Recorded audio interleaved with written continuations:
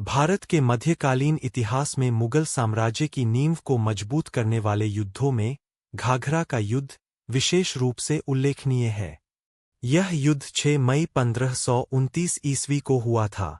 इस युद्ध ने न केवल भारत के राजनीतिक परिदृश्य को प्रभावित किया, बल्कि बाबर की रणनीतिक क्षमता को भी उजागर किया। आइए इसके कारण, पक्षकार, घटनाक्रम और परिणाम को विस्तार से समझें।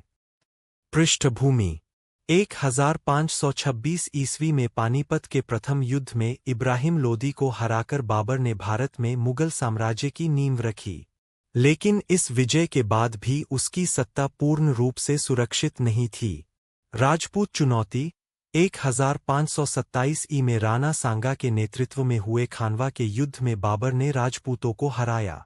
पूर्वी भारत की चुनौती राजपूतों की पराजय के बाद भी अफगान शासक बाबर के लिए चुनौती बने रहे।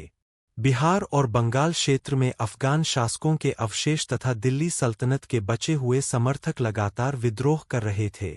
बाबर ने 1528 ई में चंदेरी पर विजय प्राप्त कर मेवाड़ और मालवा पर अपना प्रभाव बढ़ाया, लेकिन पूर्वी भारत में अफगानों की शक्ति अभी भी समाप्त नहीं हुई थी।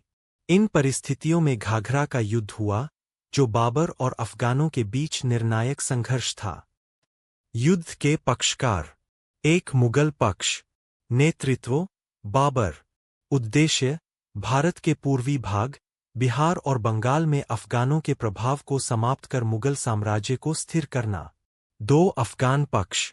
बंगाल के सुल्तान नुसरत शाह ने प्रारंभ में तटस्थता बनाए रखी, परंतु उसके राज्य में शरण लिए अफगान सरदार मुगलों के विरुद्ध सक्रिय थे। अफगान सरदार मेहम्मद जमान खान और मेहम्मद लोधी, इब्राहिम लोदी के रिश्तेदार, इस विद्रोह के मुख्य नेता थे। इन्हें कई स्थानीय अफगान सैनिकों का समर्थन प्राप्त था। युद्ध का स्थान। यह युद्ध वर्तमान बिहार राज्य में घाघरा नदी, जिसे गंगा की सहायक नदी माना जाता है, के किनारे हुआ। यही कारण है कि इसे घाघरा का युद्ध कहा जाता है। युद्ध का घटनाक्रम।